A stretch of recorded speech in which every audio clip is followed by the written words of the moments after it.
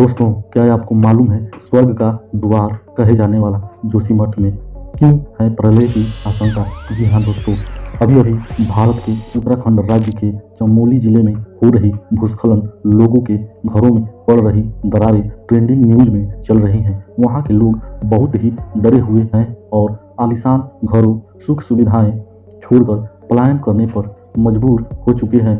आखिर ऐसा क्यों हो रहा है? ऐसे में वहाँ के लोग कहाँ जाएंगे, क्या खाएंगे और कहाँ रहेंगे? क्या इनकी देखरेख सरकार करेगी? खैर, इसके बारे में विस्तार से इस वीडियो में जानकारी देने वाले हैं। वीडियो में आगे बढ़ने से पहले कृपया ऐसे ही नॉलेजेबल और रहस्यमय वीडियोज को देखने के लिए इस वीडियो को लाइक करें, चैनल को सब्सक्राइब करें। बिना देर किए हुए वीडियो को शुरू करते हैं। तो दोस्तों, आज से कुछ सालों पहले ऐसा नहीं था। लोग बड़ी खुशी और उल्लास के साथ यहाँ लोग अपना आशियाना बना रहे थे। जी हाँ दोस्तों, जोशीमठ उर्फ ज्योतिर्मठ भारत के उत्तराखंड राज्य के चमोली जिले में स्थित एक शहर है। यह 6150 फीट की ऊंचाई पर स्थित है। ट्रेकिंग और स्कीइंग के लिए आकर्षण का केंद्र होने के अलावा यह 8वीं शताब्दी के दौरान आदि गुरु श्री शंकराचार्य द्वारा स्थापित 4 धार्मिक पीठों में से एक माना जाता है। धार्मिक मान्यताओं की माने तो जोशीमठ को आदि गुरु शंकराचार्य की वजह से भी जाना जाता है। 8वीं सदी में शंकराचार्य ने जोशीमठ में तपस्या की थी और भारत में बने 4 मठों में से सबसे पहला मठ उन्होंने यहीं स्थापित किया था। इस जगह को तब ज्योतिर्मठ कहा जाता था, लेकिन बाद में चलकर इस जगह को जोशीमठ कहा जाने लगा। ज्योतिर्मठ को जोशीमठ बनने की यात्रा काफी लंबी रही है।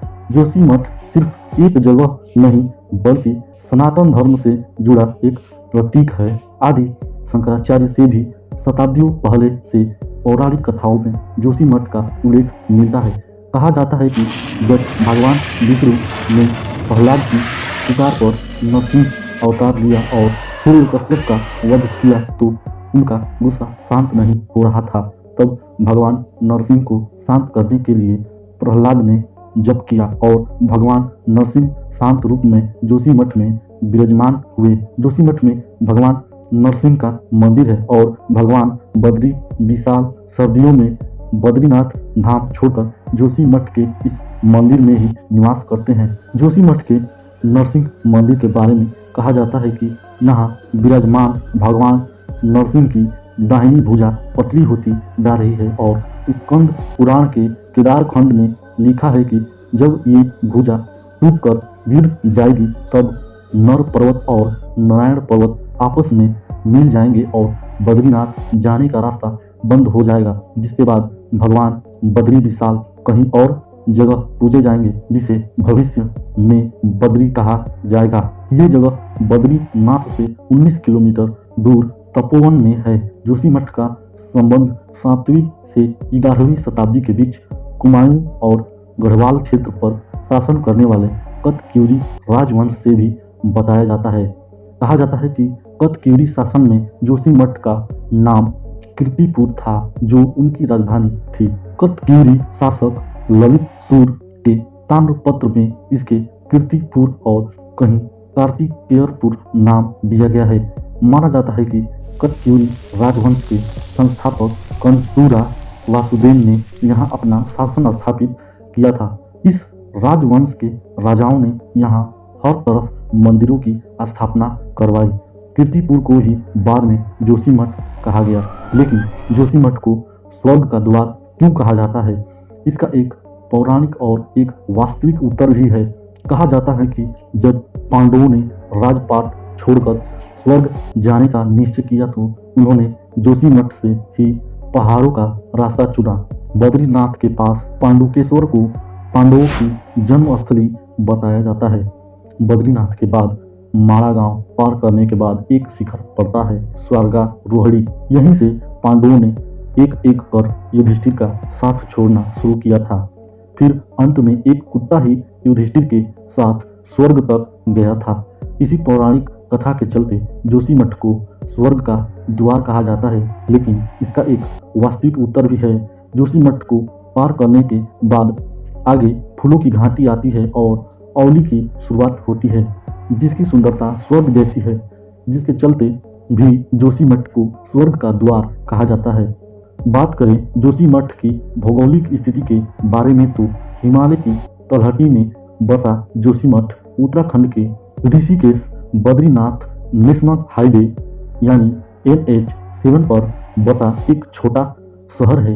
ये शहर त्रिशूल पीक की उतरती ढलान पर स्थित है, जो एक संकरी जगह है। ये शहर यहाँ अलकनंदा नदी के बाएं किनारे स्थित है। समुद्र तल से इसकी ऊंचाई लगभग 6000 मीटर है, जबकि त्रिशूल पर्वत की ऊंचाई 7250 फीट है। इसके उत्तर पश्चिम में बद्री पर्वत 7100 फीट है। उत्तर में कामेट पर्वत 7750 फीट है। सबसे चिंता वाली बात यह है कि जोशीमठ भारत के सबसे ज़्यादा भूकंप प्रभावित इलाके जोन 5 में आता है। यहाँ की पॉपुलेशन की बात करें तो साल 2011 के सेंसस के मुताबिक यहाँ करीब 4000 घर हैं, जहाँ 17000 लोग रहते हैं। लेकिन ये आंकड़ा 12 साल पुराना है, तो यहाँ की जनसंख्या अब पिछले आंकड़े से काफ़ी ज़्यादा होगी। बद्रीनाथ हेमकुंड जाने वाले टूरिस्ट जोशीमठ में ही आकर रुकते हैं, तो यहाँ पर पिछले कुछ सालों काफ़ी होटलों का भी निर्माण हुआ है। लेकिन जितना अहम जोशीमठ आम जनता के लिए है, उससे कहीं ज़्यादा अहमियत ये आर्मी के लिए रखता है। 1962 के युद्ध में चीन से लोहा लेते वक्त भारतीय सेना जोशीमठ में ही आकर रुकी थी। चीन बॉर्डर पर स्थित नीतीमाड़ा गांव जाने का रास्ता जोशीमठ से ही होकर गुजरता है और LAC पर देश की सुरक्षा में आर्मी का कैंप भी जोशीमठ में ही स्थित है। यही कारण है कि जो 900 करोड़ की लागत से 4 धाम रोड बन रहा है, वो भी जोशीमठ से होकर गुजरता है। चीन के साथ सीमा विवाद दिन पर दिन बढ़ता जा रहा है और भारतीय सेना को सीमा तक आवाजाही करने, रसद और कम्युनिकेशन पहुंचाने के लिए 4 धाम रोड परियोजना स्ट्रेटेजिक रूप से काफ़ी अहम हो जाती है। लेकिन यही 4 धाम परियोजना ही तो जोशीमठ के पतन का कारण तो नहीं बन गई।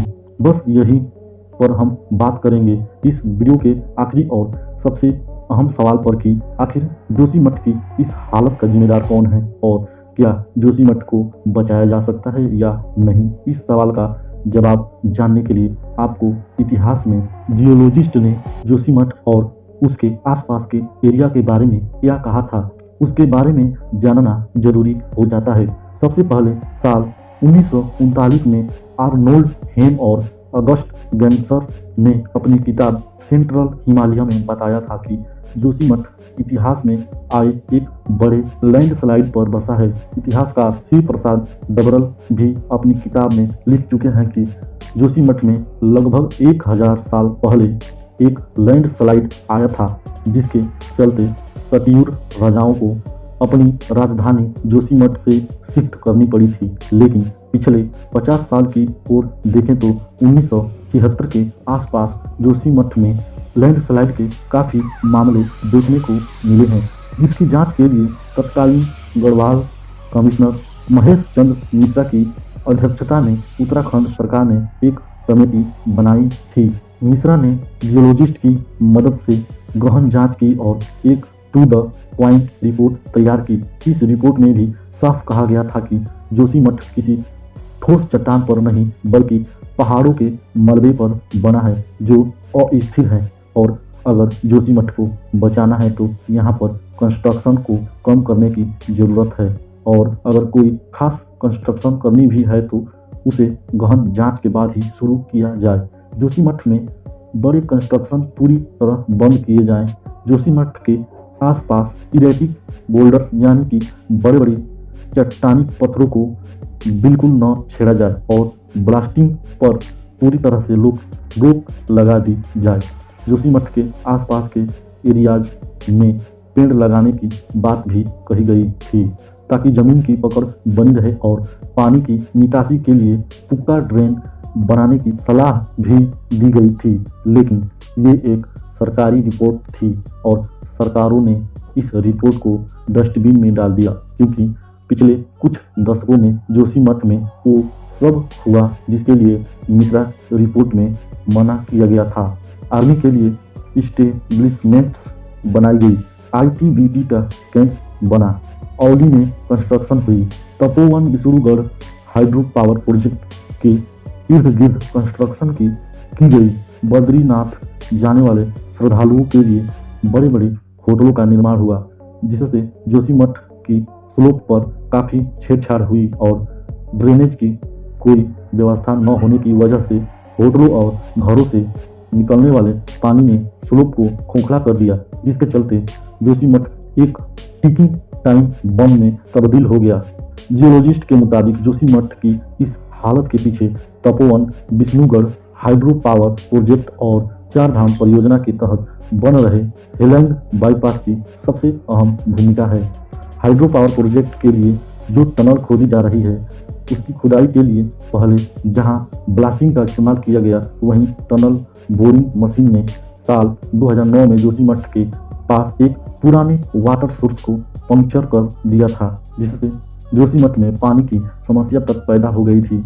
उस वक्त इसे लेकर काफ़ी प्रदर्शन भी हुए थे और एनटीपीसी ने इस नुकसान की भरपाई करने की बात भी कही थी। हालांकि ये टनल बोरिंग मशीन कई बार फिर फंसी और इसे फिर निकाला गया, जिसके लिए ब्लास्टिंग भी की गई और 2019 में ये आखिरी बार फंसी थी और अभी भी वहीं फंसी हुई है और टनल का काम 2 किलोमीटर तक का बचा हुआ है। फिर 7 फरवरी 2021 को ऋषि गंगा में आई भीषण बाढ़ में भी जोशीमठ को काफ़ी नुकसान पहुंचाया। इसके अलावा हेलैंड बाईपास के निर्माण के दौरान भी एहतियात नहीं बरती गई, जिसका परिणाम आज जोशीमठ भुगत रहा है। सबसे हैरान करने वाली बात है कि इतने बड़े बड़े निर्माण करने के दौरान किसी तरह की हाइड्रोजियोलॉजिकल स्टडी तक नहीं की गई कि धरती के अंदर पानी की क्या स्थिति है। लेकिन ऐसा नहीं है कि इसमें सिर्फ सरकारों का ही दोष है, इसकी ओर आम लोगों को भी ध्यान देने की ज़रूरत है, क्योंकि जियोलॉजिस्ट की माने तो जोशीमठ की भौगोलिक स्थिति के मुताबिक इसे एक गांव ही रहने देना चाहिए था, लेकिन ऑर्गेनाइजेशन और व्यापार के चलते इस इलाके पर इमारतों का बोझ बढ़ता गया, जिसका परिणाम आज हम भुगत रहे हैं। यही नहीं, जियोलॉजिस्ट की माने तो जो जोशीमठ के नीचे अलकनंदा नदी बह रही है, वो भी लगातार पहाड़ की स्लोप की जड़ को काट रही है।